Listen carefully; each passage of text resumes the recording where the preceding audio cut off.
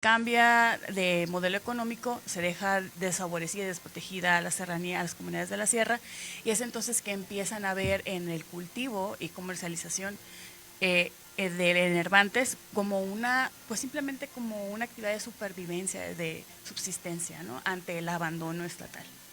Entonces, esto generó también que se crearan alrededor del cultivo, de un poco del consumo y la comercialización de estas sustancias, de estos enervantes, pues códigos que simplemente lo veían como una actividad más, ¿no? Es decir, no era vista, si bien sí se tenía conocimiento, en algunos casos, porque no siempre, de que era ilegal, no era visto como algo negativo, simplemente era como que se debía hacer, pues básicamente para comer, ¿sí? Entonces, a esto también se le suman algunos procesos de migración de la serranía, de las zonas rurales a los centros urbanos, en donde fueron procesos masivos de migración, en donde el Estado no tuvo la capacidad para organizar esos flujos migratorios y se empezaron a crear como ciertos polos en donde se traían ciertas prácticas de consumo, de comercialización. Entonces, eso fortaleció eh, esta idea de que pues el narcotráfico, o sea, la comercialización, perdón, el cultivo y comercialización de enervantes, pues simplemente era una actividad cotidiana, ¿no? Entonces, el verdadero problema viene ya con la prohibición. En el año 1973 se da la llamada Operación Cóndor, que de hecho si vieron la serie de Narcos es con donde empieza, ¿sí? Con la Operación Cóndor. Destruyen muchos cultivos, eso fue precisamente lo que generó la mayoría de los flujos migratorios, ¿sí? Pero con la prohibición pues empieza ya el crimen como tal, ¿sí? Se empiezan a organizar ya grupos de crimen organizado en torno al narcotráfico. Entonces, eh, normalmente la ilegalidad incluye violencia y incluye ciertas dinámicas pues, que apuntalan hacia allá, ¿correcto? Entonces, ahí es cuando empieza a surgir la violencia. Todo esto, a ver, recordemos que, como explicamos hace un momento, pues las ciudades crecieron con base en flujos migratorios. Entonces, la cuestión del narcotráfico simplemente era percibido como algo que existía. No era calificado por la ciudadanía como algo tal cual mal. Más bien fueron cuando se empezaron a meter intereses económicos privados grandes, principalmente de Estados Unidos, que empezó la prohibición, empezó la satanización, se podría decir. También de tinte moral, porque se empezó a tomar esta actividad como algo que degradaba a la raza, ¿sí? Entonces ahí empieza la problemática y que eso es importante mencionarlo porque justamente ahí también hay una cuestión de clase. Entonces eso tiene mucho que ver con este rechazo que existe actualmente hacia la narcocultura. ¿Ok? Bueno, así es como empieza el narcotráfico en Sinaloa, se expande también, pues también por cuestiones de corrupción institucional, el Estado participó, hay participación, hay documentación de participación activa de la ya extinta DFS en varias negociaciones, incluso en el mismo tráfico de, de, de narcóticos. Y bueno, digamos que ese es el panorama de Sinaloa. Es decir, estamos hablando que el narcotráfico, no necesariamente como una actividad legal, pero la existencia como actividad de subsistencia existe. La encontramos desde finales del siglo XIX, principios del siglo XX. O sea, estamos hablando que ya es prácticamente un siglo en el que Sinaloa encuentra en su vida social, en su vida cotidiana, pues relación con estas actividades, ¿no? De cualquier tipo, porque también, perdón, no únicamente el narcotráfico, sino que también se generaron ciertos códigos, ciertas palabras, por ejemplo, ¿no? Que ya son asimiladas por la población en general. Entonces, ese es el contexto de Sinaloa en cuanto al narcotráfico. Ahora, ¿de qué manera vamos a abordar la narcocultura? Pues si han tenido oportunidad de revisar el tema, van a encontrar mucha bibliografía sobre la narcocultura. Sin embargo, el enfoque que les vengo a compartir es desde la sociología cultural de Jeffrey Alexander.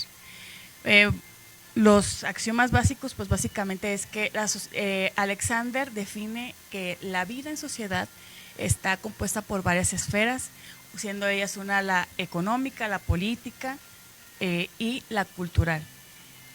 Apuntala que la esfera cultural ha sido subestimada. Realmente tiene mucho peso para la vida en sociedad porque la cultura la define como aquella entramado de significados por el medio del cual nosotros le damos sentido al mundo, es decir, lo que nos atraviesa, ¿sí? Lo que nos forma como individuo y en colectivo como sociedad. Entonces, él, por ejemplo, nos invita a analizar la violencia como no como una cuestión ilegal, tal cual, sino más bien en una cuestión de análisis. Quisiera aclarar eso, o sea, analíticamente, como una acción performativa, es decir, como un performance. ¿Por qué?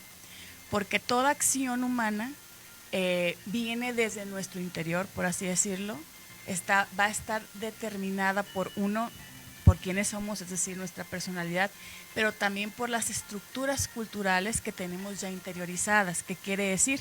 Las estructuras culturales es el conjunto de parámetros simbólicos por el medio del cual le damos sentido al mundo, ¿sí? Es decir, yo que crecí en Culiacán, yo entiendo el narcotráfico de cierta manera porque en el contexto sociohistórico y geográfico en el que crecí, se entiende de cierta forma, aquí en la Ciudad de México se entiende de otra manera, en Guerrero se entiende de otra manera. ¿Por qué? Porque está el sentido que le damos a todas estas situaciones está anclado a la forma en la que, al tiempo, espacio y sociedad en la que crecimos. Entonces, en este sentido, la narcocultura, desde la visión de Alexander, no es un subproducto, no es un subsistema, es más bien un entramado de significados que generó el crimen organizado para disputarse los significados dentro de la esfera civil. La esfera civil, pues es la ciudadanía, digamos, ¿no? Para decirlo de manera muy simple, indica que básicamente lo social se construye por medio de la narrativa, ¿sí? Entonces, quien domina la narrativa o quien tiene implicaciones en la narrativa puede hacer que los demás entiendan el mensaje que quiere, pues, transmitir y lo acepten como parte de su realidad, de su cotidianidad. En este caso, por ejemplo, encontramos que la narcocultura viene siendo un sistema de significados que ha acuñado el narcotráfico, los grupos de crimen organizado, después de un proceso histórico larguísimo, en el que la particularidad de Sinaloa es que siempre ha estado en contacto, siempre ha habido interacción entre los integrantes de estos grupos porque prácticamente forman parte también de la sociedad, ¿sí? O sea, siempre ha habido cierta convivencia con sus tintes, con sus ciertos recelos, pero forman parte de la vida política, económica y social de Sinaloa. O sea, sí, no hay como tal una relación de frontera tan clara, o sea, no hay una claridad en ustedes son aquí y nosotros somos de acá. O sea, ese desconocer o rechazar o separar al otro en Sinaloa con grupos de crimen organizado no existe. ¿Por qué? Por lo que acabo de contar, porque es una historia ya de un siglo, ¿sí? En el que estamos hablando que comunidades, familias enteras participaron en ciertas actividades en su tiempo y que simplemente llegaron a formar parte de nuestro conocimiento como culiacanes en este caso, ¿sí? Entonces, aquí el asunto es que los grupos de crimen organizado por medio de la narcocultura han generado un sistema de significados tan potente que han logrado desafiar la narrativa estatal, la narrativa pues de la misma esfera civil, ¿correcto? Han redefinido ciertos términos muy importantes para la vida en sociedad, como por ejemplo lo son el poder, la justicia y el estatus, ¿sí? El poder, pues podemos ver incluso en los enfrentamientos que desgraciadamente siguen al día de hoy, cómo significan un desafío a la autoridad formal, que en este caso vendría siendo el Estado. La justicia han llevado esta narrativa de que esta narrativa del el mito del narcotraficante, por así decirlo, o sea, han generado ciertas narrativas en donde ellos no activamente tal vez lo hayan generado, sino que así se ha gestado por los performances que han hecho, los performances violentos que han hecho, de que existe esta idea de que el narcotraficante, el gran capo, es una especie de Robin Hood que ayuda a la ciudadanía. Entonces, esto les ha permitido insertar sus significados y han hecho a la ciudadanía parte de ese cuestionamiento, por ejemplo, al Estado, a tenerle más confianza en algunos casos a ellos que las mismas autoridades formales. Entonces, estamos hablando que es la narcocultura es un instrumento por el medio del cual los grupos del crimen organizado, un instrumento del cual echan mano los grupos del crimen organizado, que lo vemos expresado en algunos símbolos y tótems, por ejemplo, símbolos está la Malverde, está pues símbolos que se han generado. Por ejemplo, después del Culiacanazo se hizo muy popular un ratoncito que originalmente es de Hanna-Barbera, tengo entendido, que representaba a Ovidio Guzmán. Entonces, ese tipo de símbolos tienen un significado que tiene que ver con la narcocultura. Entonces, lo han sabido capitalizar muy bien para lograr que la ciudadanía pues acepte esos significados y ya forma parte de la cotidianidad. Entonces, incluso Alexander maneja que la forma en que la narrativa se incrusta en las estructuras culturales es por medio de ciertos códigos que están organizados de manera binaria. Él lo maneja en la idea de Durkheim de lo profano y lo sagrado. Es decir, por ejemplo, para la ciudadanía común, lo profano sería, por ejemplo, atentar contra la autoridad, digamos, ¿no? Nosotros como nuestro formación civil, ¿no? Pero, y lo sagrado sería apoyar a la autoridad, ¿no? Entonces, estos grupos han generado su propio sistema de códigos, porque para ellos el cuestionar a la autoridad no es visto como algo profano, al contrario, es visto como algo sagrado. No es todo así viceversa, ¿no?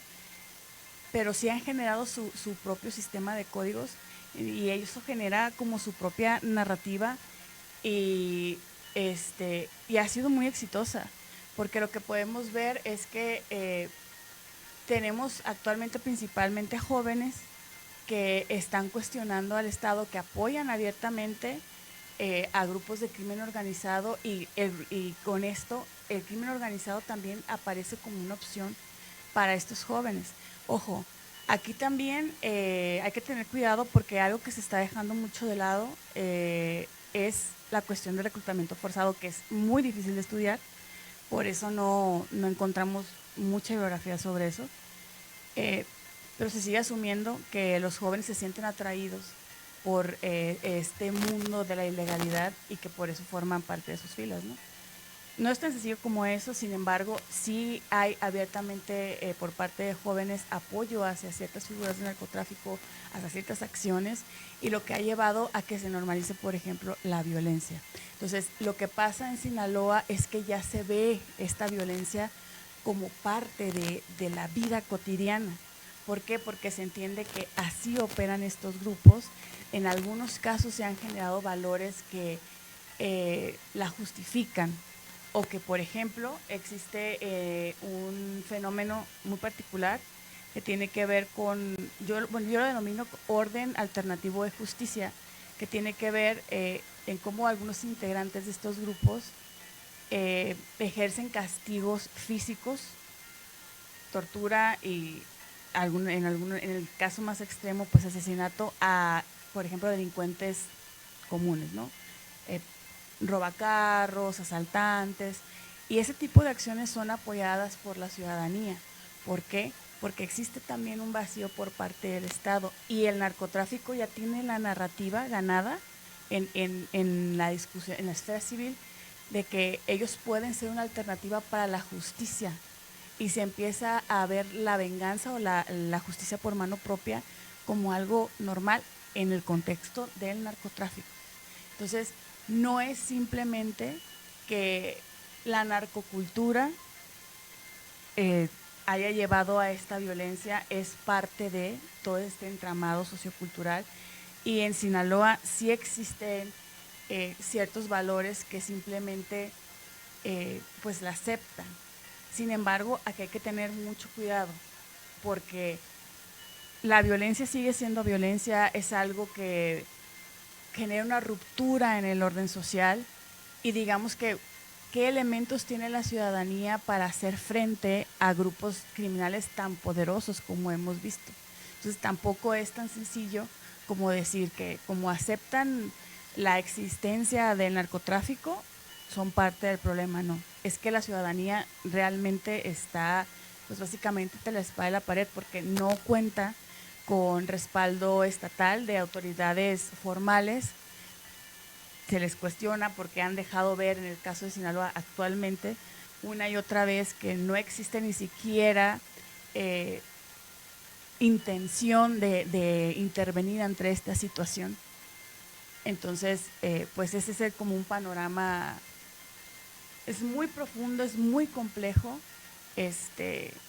pero bueno, ese es el panorama de Sinaloa, como desde sus procesos históricos hasta de qué manera impacta o se percibe la situación actual. O sea, así, como a grosso modo. Sí nos dio, diría usted, a grosso modo, sin embargo nos dio toda una ruta, porque nos dio un sentido y un origen histórico, y cómo se fue manejando a partir del discurso, la narración, que se construye a través de símbolos, de códigos y de estos principios y valores, que es parte de una región, que es parte de una comunidad, pero que esa comunidad ya se expandió. Vamos, ya no solamente es en este caso de Culiacán, ya no solamente es Sinaloa, ya estamos hablando de prácticamente gran parte de la República Mexicana, Centroamérica, Europa, hacia el mundo. Y no me refiero a esta actividad comercial y económica de la venta, producto y procesamiento de estupefacientes, sino lo que usted propone, ese imaginario colectivo, ese simbolismo que ya es parte de un México actual. Podemos decir que sí, ponernos aquí en este plano de juzgar y etcétera, que la violencia, etcétera. Sin embargo, usted nos trae otra ruta. O sea, nos está dando a entender cómo se origina, cómo se empieza a gestionar todo este proceso histórico y social y por lo tanto cultural. Eso me encantó, porque la cultura es la base de todo sistema económico, de todo sistema político, social, inclusive jurídico. La cultura es la base de todo lo que se empieza a permear y se empieza a construir de entrada, lo que le da el rostro a la humanidad y en ese sentido a la población y sociedad de Culiacán, de Sinaloa, y por eso dije ya de México.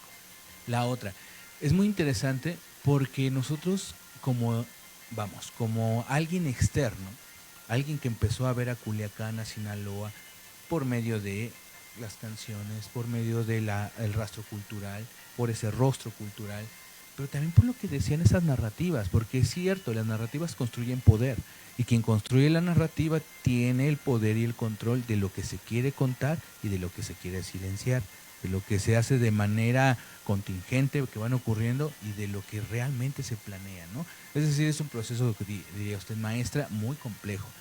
Sin embargo, usted ya nos pone aquí otras maneras de entenderlo, porque nosotros vamos construyendo lo que nosotros empezamos a medio entender, a comprender, a través de noticiarios, a través de los discursos políticos, a través de las redes sociales, a través de, usted citó una de las series que ha tenido mayor impacto en lo que ya son las teleseries y todo esto, como la de Narcos México, y uno se va quedando con eso, ¿no? Con esos imaginarios, y a lo mejor no es tan concreto, o sea, se hace tan endeble y tan diluido que puede tomar uno de repente otro tipo de rutas, y en vez de darnos conocimiento, pues nos da dudas, ¿no?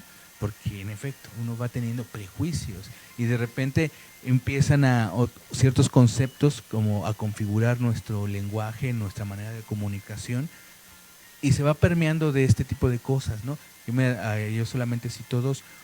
Un ejemplo, usted ya lo mencionó, los corridos tumbados, que ya es parte de nuestro imaginario ya social del México actual. O sea, ya no es solamente Culiacán, ya no es solamente Sinaloa, por eso insisto, o sea, permeó a toda una sociedad y a todo un tiempo y a un proceso histórico. Ejemplo otro, las famosas buchonas, ¿no? Y que uno se va creando ciertas imágenes y que nosotros corremos el riesgo de equivocarnos, tener ese margen de error y empezar a prefabricar juicios que no tienen nada que ver con lo que usted hoy nos trae, maestra. Y bueno, es sumamente interesante. Yo estoy casi seguro que todas las amigas y amigos de Paisajes Humanos están sumamente interesados en qué es lo que nos va a seguir compartiendo. Pero antes de eso, vamos a ir a una sección que es que le nombramos nosotros difusión cultural, maestra, porque todavía tenemos algunas cosas que queremos que nos comparta. Y bueno, de entrada estamos súper contentos porque estamos aquí en Centro de Producciones Digitales y queremos invitarles a un taller. No sé ustedes, si conocen a alguna persona que ya está en proceso de jubilación o ustedes mismos que están teniendo esas dudas. ¿Qué voy a hacer yo ahora que me jubile? Ya tengo el tiempo necesario, ya coticé al seguro. Todas esas dudas que vamos teniendo, hay un taller que les pueden disipar esas dudas, que les pueden ayudar a entenderlas y sobre todo a tener un plan para poderse jubilar, tener su pensión. Ese taller consta de 2 horas y bueno, es la clave para que ustedes se pensionen. Puede ser de manera presencial o también vía Zoom. Es un taller sumamente práctico. Ustedes tienen que quedar satisfechas y satisfechos, por eso los profesionales que se encargan de esto pueden contactar al WhatsApp 55 29 33 80 07. Repito, 55 29 33 80 07. Así que si ustedes quieren encontrar respuestas a esas dudas de cómo me pensiono, ya coticé, si no coticé, la verdad es que este taller les va a funcionar y les va a ayudar mucho. Y si ustedes saben de alguien que está en ese proceso, les hacemos la recomendación que les avisen de este taller. Y bueno, en esta cartelera cultural queremos invitarlos porque el próximo sábado 29 de noviembre, Letras Clandestinas tiene su presentación. ¿Qué es Letras Clandestinas? Es el disco del cantautor Mickey GR. Mickey GR está presentando esta producción y va a ser en un lugar emblemático de Coyoacán, donde se gesta el arte de los cantautores. Allá él va a estar acompañado de grandes invitados y esto es en punto de las 8:30 de la noche. ¿Dónde queda esto? Bueno, Avenida Miguel Hidalgo número 44 en San Lucas, Coyoacán, un lugar emblemático. Estoy hablando del Alam. Y bueno, el número para que ustedes tengan información y reserven es el 55 39 43 29 69. Nuevamente 55 39 43 29 69. El pasado sábado se estrenó Dame una señal de otro cantautor llamado el maestro Roy Villevas, a quien le mandamos un saludo. Por cierto, lo tuvimos en las huellas del alba. Si quieren todavía busquen el programa y también busquen su música porque ya están todas las plataformas como Apple Music, Spotify, todas esas plataformas ahora digitales van a encontrar este lanzamiento que es Dame una señal, una obra hermosa y bella. Y bueno, invitarles porque el próximo jueves tenemos nuestra 9ª sesión de nuestra Escuela de Formación Política Humanista y vamos a tener al maestro Iskander Kosonov Apkar, que va a estar hablando de la política mexicana. Y haciendo comunidad, el próximo viernes también en las plataformas de Paisajes Humanos, Voz, Poesía y Canto, vamos a tener una conversación con la comunicóloga Sara Liliana Hernández Díaz, que vamos a estar hablando de su trabajo de gestión cultural allá en Santa Fe. Termino esta sesión para invitarles. No sé si ustedes conocen la Universidad Obrera de México. La Universidad Obrera de México está en San Ildefonso, número 72, Colonia Centro. Pero ahora es una invitación especial. Ese lugar es mágico y maravilloso, que por cierto va a cumplir 90 años el próximo 2026. Están presentando una obra ya clásica que es Don Juan Tenorio. Don Juan Tenorio, ustedes vayan porque aparte de que la entrada es libre, ustedes van a ver cómo esa obra se desarrolla en toda la instalación, un escenario natural que hay en la Universidad Obrera, porque es un edificio histórico. la verdad no se lo pueden perder. Todavía hay varias funciones. Ejemplo, este 14 y 21 de noviembre en punto de las 18:30. Vayan allá en la Universidad Obrera Vicente Lombardo Toledano. Repito, San Ildefonso, número 72, Centro. Y no se lo pierdan. Pues vamos a continuar con la maestra. Maestra Palazuelos, ¿usted qué le llevó a tener esa investigación? Porque es sumamente importante.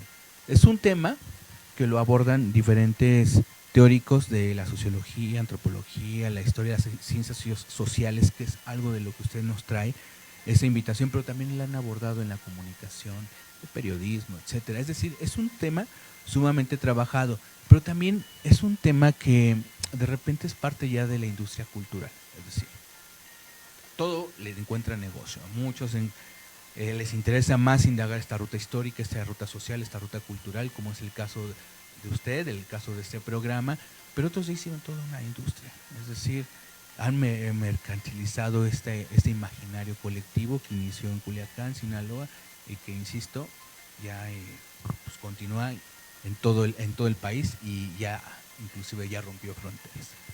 A partir de eso, pues también hay confusiones. Usted también lo dijo en redes sociales, de repente hay mucha discusión, más que debate, discusión, estarse peleando y polarizar a cierta población. Y luego, eso le sumamos esa parte del gobierno, ¿no? Que se les empieza a hacer parte de que muchos teóricos también, y también la opinión pública, que estamos en un narcoestado, que el presidente anterior trabajaba, que por qué no agarró a Ovidio, que por qué fue y se entrevistó con la mamá de Joaquín Guzmán Loera, y empiezan a hacer narrativas alternativas, pero que también, en vez de llevarnos a una solución concreta de poder conocer antes de criticar y de juzgar, pues nos empiezan a llenar de prejuicios. Por eso la invitación para que usted nos viniera y nos aclarara de entrada muchas cosas que tenemos desviadas y que no tenemos tan concretas. Y la otra, maestra, que nos platique usted esta investigación ya académica, social, ¿la empezó a hacer por lo que vivió, porque es de Sinaloa, o por todo eso que usted empezó a observar como científica social? ¿Qué la llevó a hacer este tema y que hoy no lo venga a trabajar, a compartir ese trabajo de investigación, que por algo es sumamente importante y para la maestra Palazuelos es sumamente importante e interesante para seguir su ruta académica y que nos lo comparta? Platíquenos de eso, ¿qué hay detrás de toda esa investigación que ha hecho, todo ese análisis científico? Ok. Por tres situaciones. A ver, mi investigación no es la narcocultura tal cual. La narcocultura la abordé aquí muy, muy brevemente desde la perspectiva teórica que llevo a cabo en mi investigación. Y sí, o sea, sí sale muy seguido en mi investigación. Mi tesis doctoral tal cual lo que busca es explorar cuáles son los códigos, mejor dicho, cuáles son los sentidos y los significados que le otorgan las y los jóvenes de Culiacán a la violencia relacionada con el narcotráfico, más puntualmente a la que ejerce. ¿Por qué? La inquietud por, primero, este tipo de violencia, mejor dicho, por la violencia del narcotráfico, tiene que ver, sí, con experiencias personales. Como dije al inicio del programa, soy de Culiacán, Sinaloa, entonces, pues hay un dicho entre los culichis, ¿no? A mí me desagrada, la verdad, pero desgraciadamente sí nos da un vistazo a la realidad, que es todas las personas en Culiacán conocen o saben o han estado involucradas, no necesariamente que sean perpetuadores, claro está, a veces están víctimas o simplemente espectadores, con algo relacionado con el narcotráfico. Entonces, a mí me tocó ser espectadora, gracias a Dios, víctima directa no, pero sí en algún momento viviendo allá estuve a punto de quedar en un enfrentamiento. Entonces, me di cuenta que a la distancia me di cuenta, porque estando ahí en Culiacán, la verdad es que nunca me generó ni siquiera una duda, sí incomodidad de repente, porque es sumamente traumático estar hacen tus actividades cotidianas y que de repente se suelte una balacera, claro que sí. Pero estando en Culiacán tenía como cierta ceguera. Nunca me di cuenta, nunca cuestioné qué era lo que pasaba, por qué pasaba, eh, quiénes hacían posible que pasara eso y de qué manera nos afectaba como ciudadanía. Fue una vez que ya me alejé de Culiacán, que ya tuve más desarrollo dentro de la academia, que me di cuenta de ciertas situaciones, ciertos procesos que antes simplemente no veía. Eso para empezar. Eh, los jóvenes, porque una vez que yo descubrí esto, de mi propia experiencia como culichi, me di cuenta que los jóvenes vivían con una especie de velo en los ojos, por denominarlo de alguna manera, que les hacía ver que el narcotráfico era efectivamente una alternativa. Yo fui docente de preparatoria, en una preparatoria de cierto nivel económico, que bueno, hasta ese entonces lo que yo tenía recorrido en cuanto a literatura académica respecto al tema del narcotráfico, todo apuntalaba a que había, por ejemplo, más que nada la cuestión de la captación de jóvenes a las ciudades de narcotráfico respondía a una cuestión principalmente de marginación, de nivel de escolaridad, demás. Entonces, era una respuesta ante las situaciones de vulnerabilidad económica y precariedad en la que enfrentaban. Esa era lo que decía en ese entonces la literatura que había revisado. Entonces, me encontré en ese instituto educativo que no cumplían los jóvenes con esos perfiles, que se hablaba mucho sobre el narcotráfico. Abiertamente tuve alumnos que me dijeron que su aspiración era llegar a formar parte de, o llegar a ser, en caso de las mujeres, llegar a ser pareja de. Entonces me pregunté en ese momento qué está pasando, por qué ven el narcotráfico como una alternativa y qué piensan de la violencia, porque inevitablemente el destino de la gran mayoría, no de todos, de la gran mayoría, sobre todo de los jóvenes más precarizados, hay que decirlo, de que integran las filas del narcotráfico es o la cárcel o desgraciadamente pues trascender, ¿no?, a la otra vida, por no decirlo más feo. Ese es el destino. Entonces me pregunté qué opinan de eso, de qué manera la violencia los afecta o no los afecta. Entonces de ahí surgió esta inquietud. Dentro de mi trabajo de campo, fui a hacer entrevistas a jóvenes de diferentes edades en relación a lo que vivieron durante el Culiacanazo, que en ese entonces, que yo hice mi trabajo de campo en 2022, era el evento más grande, o sea, era un paradigma, o sea, algo que había roto completamente incluso el mismo orden de la violencia que existe en Sinaloa, y que les tocó experimentar a las y los jóvenes que entrevisté, o sea, fue algo contemporáneo. Entonces les pregunté cómo lo vivieron, el primer Culiacanazo, qué pensaban al respecto, y ahí fueron saliendo todas estas cuestiones y de qué piensan sobre el narcotráfico, de qué manera los afecta la violencia. Y fue realmente impactante porque dentro de mis hallazgos está que, hablando principalmente de la violencia, que es el objetivo principal de mi tesis, existe cierta justificación para la violencia que ejerce el narcotráfico con base en una cuestión de clase. Es decir, depende, mejor dicho, desde la perspectiva de Alexander, se va a categorizar una acción social o los códigos que dan,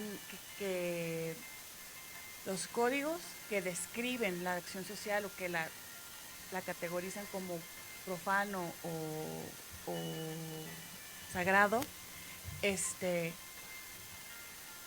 mediante motivaciones, o sea, la motivación del actor que ejerce la acción, las instituciones a dónde pertenece y las relaciones, de qué manera afecta a la ciudadanía o con quién es cercano. Entonces, efectivamente, los jóvenes categorizan los individuos dentro del narcotráfico con base en estas tres categorías de códigos, ya sea profano o sagrado, pero lo hacen de diferente manera, porque a quienes están más arriba jerárquicamente, es decir, un capo, lo tienden a relacionar más con lo sagrado, y a quien está abajo en la escala jerárquica de las funciones del crimen organizado como algo profano.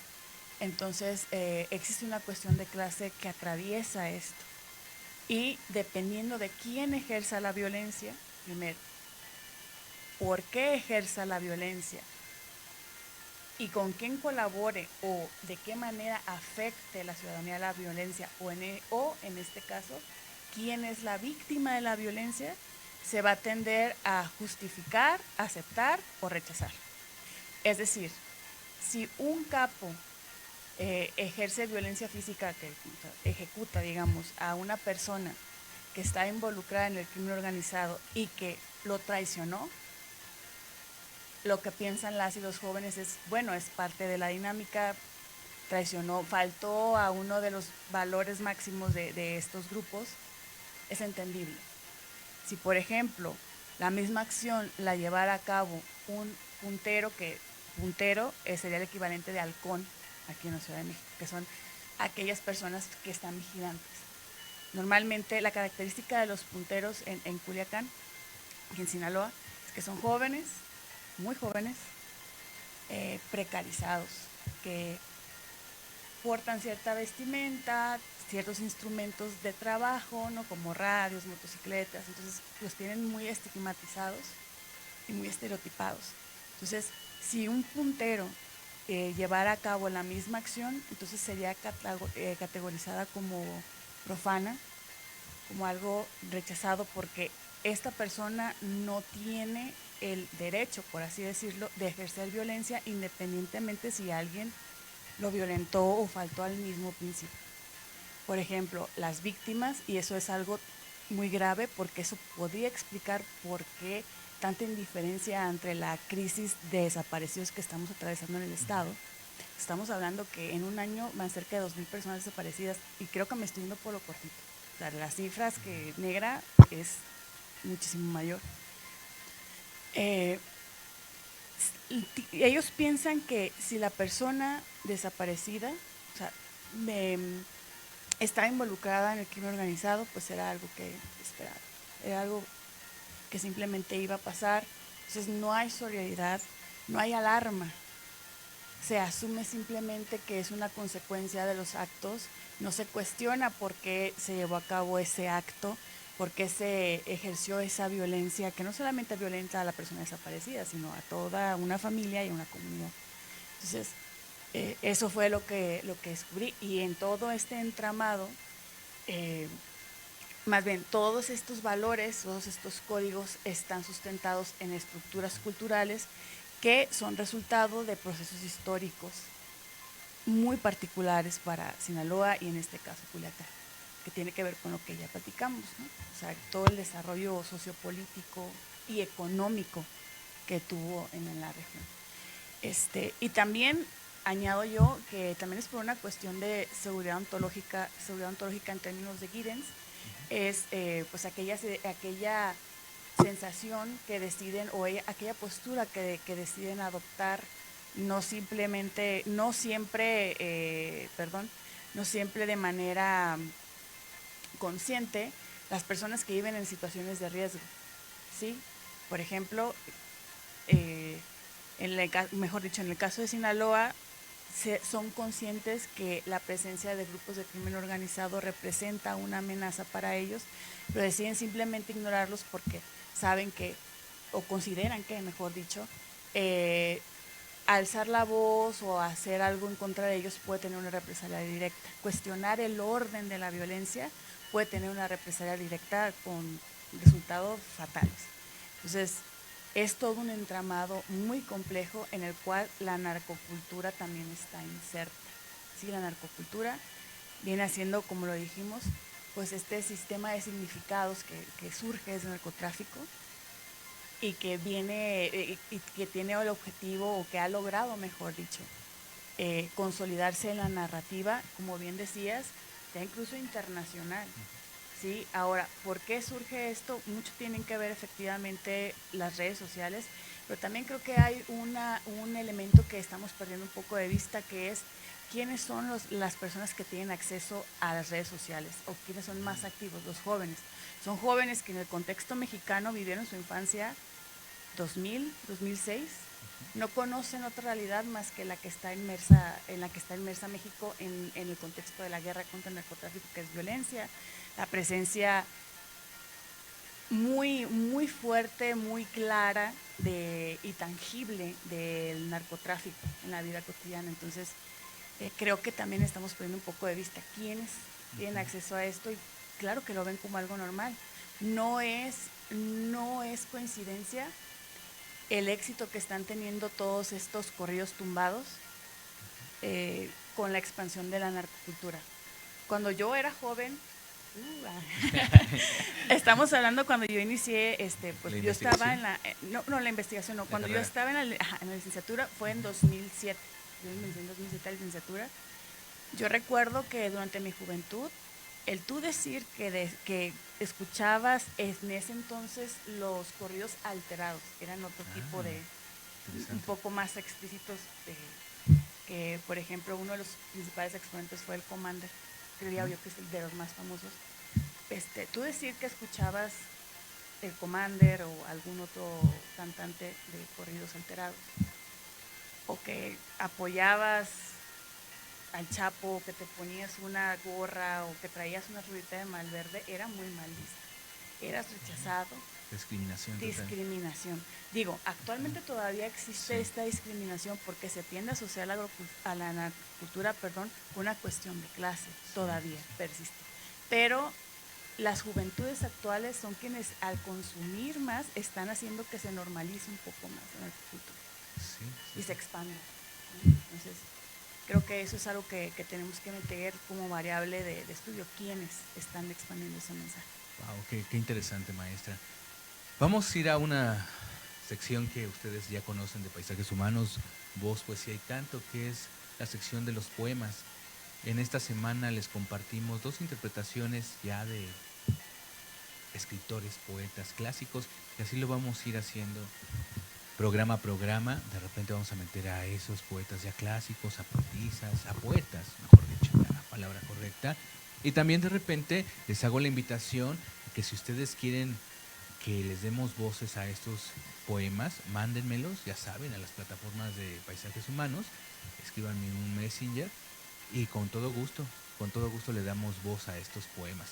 Vamos a escuchar estas 2 interpretaciones y regresamos con la maestra Palazuelos, porque vamos a ir cerrando el programa del día de hoy, y muchas gracias por acompañarnos. La verdad es que sin ustedes esto no tiene sentido. Ustedes hacen que esta semilla empiece a crecer, germinar y desde luego que dé frutos, sobre todo cuando nos ayudan a difundir este pensamiento y esta reflexión. Así que vamos a escuchar. Te digo adiós. ¿Y acaso te quiero todavía? Quizás. Digo adiós. No sé si me quisiste. No sé si te quería. O tal vez nos quisimos demasiado los dos. Este cariño triste y apasionado y loco, me lo sembré en el alma para quererte a ti. No sé si te amé mucho. No sé si te amé poco. Pero sí sé que nunca volveré a amar así. Jamás volveré a amar así. Me queda tu sonrisa dormida en mi recuerdo, y el corazón me dice que no te olvidaré. Pero al quedarme solo, sabiendo que te pierdo, tal vez empiezo a amarte como jamás te amé.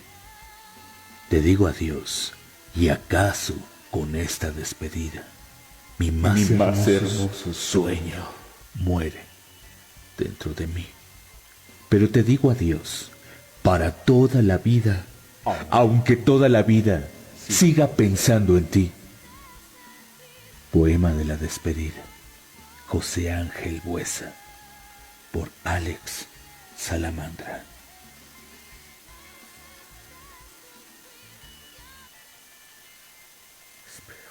Espero curarme de ti en unos días. Debo dejar de fumarte, de beberte, de pensarte. Es posible, siguiendo las prescripciones del amor al entorno. Me receto tiempo, abstinencia, soledad. ¿Te parece bien que te quiera nada más una semana? No es mucho, ni es poco. Es bastante. En una semana se puede reunir todas las palabras de amor que se han pronunciado sobre la tierra y se les puede prender fuego. Te voy a calentar con esa hoguera del amor quemado y también el silencio, porque las mejores palabras del amor están entre dos gentes que no se dice nada. Hay que quemar también ese otro lenguaje lateral y subversivo del que ama. Tú sabes cómo te digo que te quiero cuando digo: ¿qué calor hace? Dame agua. ¿Sabes manejar? Se te hizo de noche. Entre las gentes, a un lado de tus gentes y las mías, te he dicho: ya es tarde. ¿Y tú? Sí. ¿Y tú sabías que te decía: te quiero? Una semana más para reunir todo el amor del tiempo, para dártelo, para que hagas con él lo que tú quieras, guardarlo, acariciarlo, tirarlo a la basura. No sirve, es cierto. Solo quiero una semana para entender las cosas, porque esto es muy parecido a estar saliendo de un manicomio para entrar a un panteón. Espero curarme de ti. Jaime Sabines, por Alex Salamandra.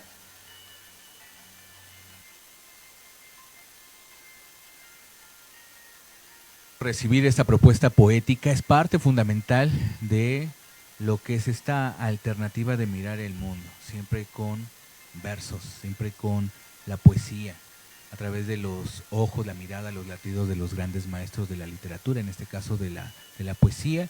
Y bueno, esta sección ya es clásica en este programa, y hoy con esta emisión, este día tan especial, no quisimos pasar desapercibido la oportunidad de poder integrar ese puente a través, insisto, de los latidos de estos grandes maestros. Vamos a continuar con la maestra Palazuelos, que hoy nos está acompañando aquí. Ustedes ya escucharon, está trayendo un análisis social, un análisis histórico y cultural de cómo ver la narcocultura en Sinaloa. Y bueno, vamos a ir a la parte final. La verdad es que el programa es muy pequeño para poder expandir todo esto. Sin embargo, hay que decirlo, la maestra desde el principio nos ha sintetizado, nos ha llevado por las partes importantes que les está compartiendo a todas y a todos ustedes. Así que, maestra, esta parte de la investigación, usted como científica social, el empezar a integrar todo lo que es, pues vamos, todas esas herramientas metodológicas, conceptuales, y todas esas herramientas teóricas. Desde luego es revisar a estos maestros, pero también algo muy interesante, el testimonio directo, el testimonio de ir a la viva voz de las personas que lo vivieron, que lo sintieron, que lo percibieron, le da otra ruta de investigación y por lo tanto otro resultado.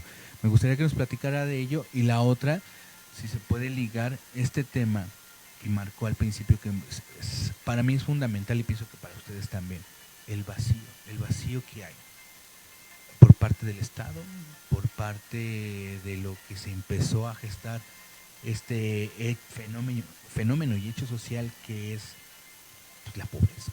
En un estado donde de repente la agricultura fue parte fundamental para subsistir y ya pues tomó otras rutas, otros rostros, pero finalmente hubo un vacío y que perdura, porque aunque hayan cambiado los tiempos, hayan pasado las décadas de los 70 a hoy, que estamos ya en el 2025, ya pasaron bastantes años, décadas, pero sigue siendo esa alternativa para los jóvenes.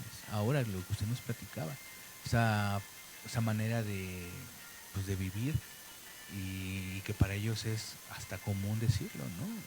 Descarnar a pronta edad.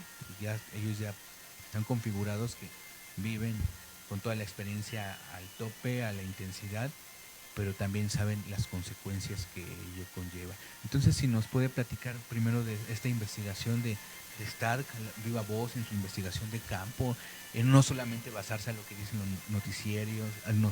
los noticiarios, a lo que no solamente dicen pues, las columnas de periódicos, todos los comunicólogos, sino usted fue a escuchar de viva voz esa experiencia y esta parte del vacío que sigue siendo parte fundamental para entender este proceso.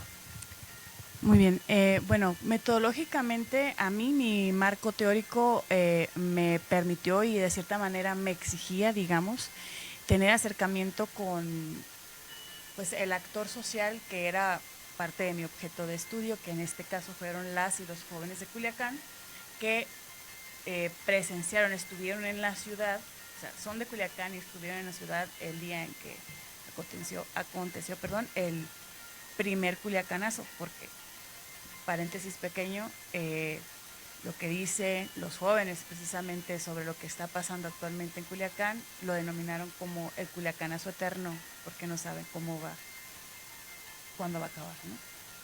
Entonces, desde este marco teórico, pues básicamente dice que el discurso público es importante estudiarlo porque es por medio de la narrativa, de lo que la gente dice, que nosotros podemos entonces tener un acercamiento, ni siquiera meternos profundamente, que es complejísimo, pero sí un acercamiento a la esfera cultural, la esfera que sostiene pues, la vida social, ¿no? De la cual emanan todos los códigos, los símbolos, las narrativas, los significados que le dan sentido al mundo. En este caso, pues era necesario que yo me acercara a mi sujeto de estudio, este actor social, para que me compartiera su experiencia, pero que también para que por medio de su narrativa, lo que nos compartió por medio de entrevista,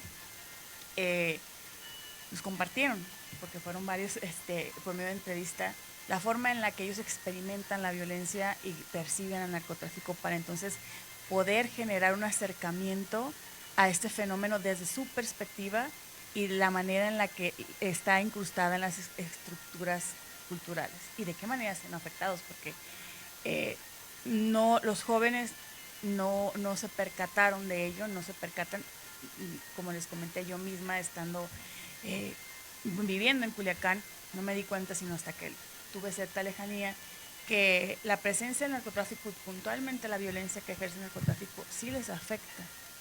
Por ejemplo, desde el momento en el que deciden cambiar de ruta porque en tal colonia se sabe que existen grupos operando activamente y que además ejercen violencia, cambian su ruta, tal vez si antes iban a cierto antro, dejan de ir porque hubo balacera. Por ejemplo, en el caso de las mujeres, que también hay una cuestión de género ahí, además de estas estrategias como de seguridad, tienen que adoptar otras que van de la mano con la cuestión estética. Es decir, cuando van a ciertos lugares, ciertos, por ejemplo, encuentros sociales, eh, tienen que tratar de pasar desapercibidas como para que no llamar la atención de personas que están en estos ámbitos, porque creen que pueden fácilmente pues raptarlas, que sí se ha dado. Entonces, era necesario ver de qué manera los afectaba, ¿no? Y de qué tan conscientes o inconscientes eran de eso y qué tan anclado, qué tan enraizado estaba toda esta idea que tiene el narcotráfico y la forma en la que lo viven en la estructura cultural de Sinaloa. Que yo me acerqué a jóvenes, pero pues mi trabajo de campo me permitió también hablar pues con otras personas de otras edades y es muy similar la experiencia. Tiene sus matices porque la juventud es una etapa con ciertos intereses, ciertas vivencias y la adultez es otra, ¿no? Pero al final de cuentas estas ideas, sobre todo las narrativas del narcotraficante, como el mito del narcotraficante, de que habla Carlos, así que el más es compartido. Entonces eso nos indica, nos puede dar una directriz de por qué existe la violencia de la manera que existe en Sinaloa, ¿no? Entonces, por ese lado. Y en cuanto a los vacíos que existen, desgraciadamente, pues todavía seguimos viviendo bajo un sistema capitalista que prioriza la cuestión de la acumulación antes que todo.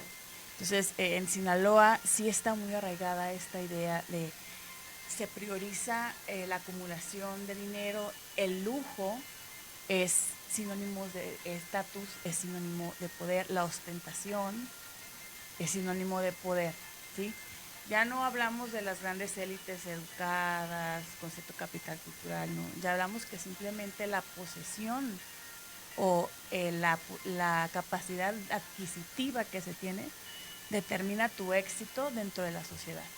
Entonces, existe esta idea dentro de la esfera civil central, no de la narcocultura únicamente, sino desde la centralidad, la estructura de la sociedad en sí, la cuestión estética y de consumo es sumamente importante. Entonces, es algo a lo que se aspira, porque es sinónimo de estatus, de respeto y de identidad. Entonces, ¿qué pasa? Que todavía existen jóvenes personas, sobre todo jóvenes, en situaciones precarias. ¿En qué sentido? No solamente con un rezago económico terrible, que todavía existe, sino también educativo, pero sobre todo muy importante, social. El tejido social es muy, muy inestable, es muy frágil, ¿sí? Entonces, no hay una comunidad que soporte a jóvenes, que no tanto como mentor, sino que pues los orille, mejor dicho, a pensar de otra manera, a percibir otro tipo de aspiraciones o que les fomente ciertos valores que vayan contra esta idea, contra cultura, digamos, ¿no? Entonces, no hay. Eso es un vacío que existe dentro de la sociedad y claro, el más evidente, el abandono estatal. ¿En qué sentido?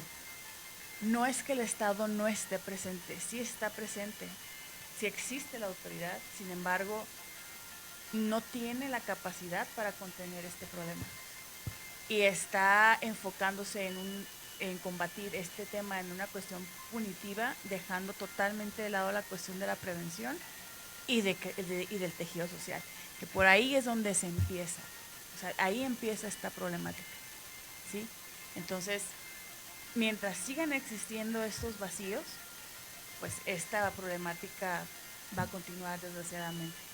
Entonces, tiene que, para atender, para enfocarnos, para, mejor dicho, para dirigirnos hacia una posible solución o mejorar la situación, tiene que atenderse de forma integral. Desgraciadamente no hay voluntad política por,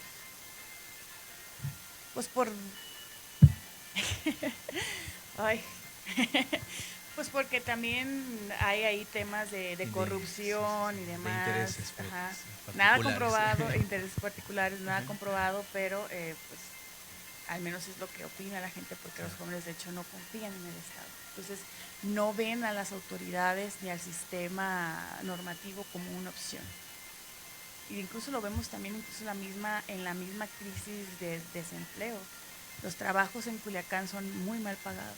Digamos que el trabajo promedio, en promedio pagan 8,000 pesos. Entonces, la, la vida con 8,000 pesos es casi insostenible, ¿no? Entonces, desgraciadamente existen ciertas condiciones estructurales todavía que propician a la existencia y persistencia de estos grupos y de que jóvenes decidan integrarse. Nuevamente, aquí hay que tener cuidado porque también existe el reclutamiento forzado, ¿no? Que tanto no sabemos, pero también es una variable que estoy tomando. Muchas gracias, maestra. Espero que ustedes, amigas y amigos de Paisajes Humanos, se vayan con esta parte reflexiva. No solamente quedarse, insistimos aquí, con la parte de la caricatura que a veces se pretende vender. Un especialista en el tema nos vino a compartir que hay que indagar más, que hay que darle ese rostro más profundo, ese rostro histórico, humano, a entender este proceso no solamente de manera social, sino lo que ella nos compartió de una manera cultural. Varias razones hay, ustedes tienen la última palabra, pero no todo es lo que nos muestran en las videoseries, no todo es lo que nos muestran en redes sociales, sino que más bien hay que leer e informarse, y qué mejor que una especialista del tema nos vino a compartir hoy. Para eso es este espacio, para eso es Paisajes Humanos, su casa, esa puerta a la actividad más bella del universo que es la expresión. Antes de despedirme, quiero agradecer desde luego a José Luis, a Pepe en los controles, con esta nueva aventura de Paisajes Humanos. Aquí en Centro de Estudios Digitales estamos felices por estar trabajando en una alternativa más para nosotros poder hacer esos puentes de comunicación con ustedes. Muchas gracias por ayudarnos a difundir. Recuerden, pueden encontrar, ya tenemos nuestro canal de YouTube, Paisajes Humanos, búsquenlo así, Paisajes Humanos, y ahí van a encontrar este contenido. También ya saben, en la página de Facebook de Paisajes Humanos, la de un servidor, Alex Salamandra, esta conversación con la maestra Palazuelos, ahí se pasó en vivo, se está pasando en vivo, pero se va a quedar ahí registrada para que ustedes la compartan. Y toda la invitación que les hicimos aquí en esta cartelera de difusión cultural, también por favor apoyen sobre todo a los artistas. Les compartimos también esa posibilidad que si tienen dudas con sus pensiones, también ya saben a dónde acudir. Así que esto es participación, es poner polvo, otro polvo y hacemos polvadera siempre. Antes de despedirnos, maestra, algo que quisiera agregar, algo que le quisiera invitar al público de Paisajes Humanos. Un programa es insuficiente, pero también existe la posibilidad que la vamos a invitar. Recuerde que le dijimos ya oficialmente Paisajes Humanos y las Huellas del Alba, ya es su casa. Entonces vamos a estar en constante comunicación, acorde también a su agenda, para que nos siga visitando. Hay tantas cosas que nos tiene que compartir de este tema y de otros más. Y nosotros vamos a estar encantados, fascinados. Yo estoy seguro que las amigas y amigos de Paisajes Humanos así lo estuvieron esta tarde de luna. ¿Algo que quiera agregarle al público? Pues más que, bueno, gracias, claro que sí, aquí estaremos sin duda. Pues respecto al tema de la narcocultura y ante la situación tan terrible que se está viviendo en Culiacán, yo sí los invitaría a cuestionar los estereotipos y a cuestionar esta narrativa simplista de que narcocultura es igual a violencia pura y llana, y que un consumidor de estos productos pues es responsable. Es todo un proceso histórico, político, como lo mencionamos muy brevemente aquí. Entonces, para no caer en la revictimización de la gente de Culiacán, que la está pasando terriblemente mal. Muchas gracias. Claro que sí, maestra, para eso es esta vía de comunicación, y sobre todo para saber que la cultura es identidad, ¿no? Y que la identidad hay que entenderla, vivir la experiencia, para poder pues, tener un campo de comprensión más amplio, ¿no? No solamente quedarnos por la superficie. Pues muchas gracias, maestra. Recuerden, amigas y amigos de Paisajes Humanos, esta es su casa. Por favor, sigan difundiendo esta propuesta y muchas gracias por acompañarnos hoy y siempre. En nombre de el productor José Luis, un servidor y la maestra Palazuelos, que estuvo hoy con nosotros, les damos las gracias. Recuerden, rompiendo fronteras a través de la cultura. Gracias. Gracias. Paisajes humanos. Voz. Poesía y canto. En un rincón del universo habita la más bella de todas las actividades humanas. La expresión. Aquí, la voz es raíz. La poesía es ala y el canto una llama que nombra lo invisible. Paisajes humanos no es solo un programa, es un territorio sagrado donde las humanidades respiran, donde la palabra se vuelve puente, abrazo y despertar. Porque somos más que cuerpos, somos preguntas, somos memoria, somos música y somos lucha. Paisajes humanos, un lugar para volver a ser humanos, desde el arte, desde la palabra, desde el alma, voz, poesía y canto, rompiendo fronteras a través de la cultura. Alex Salamandra.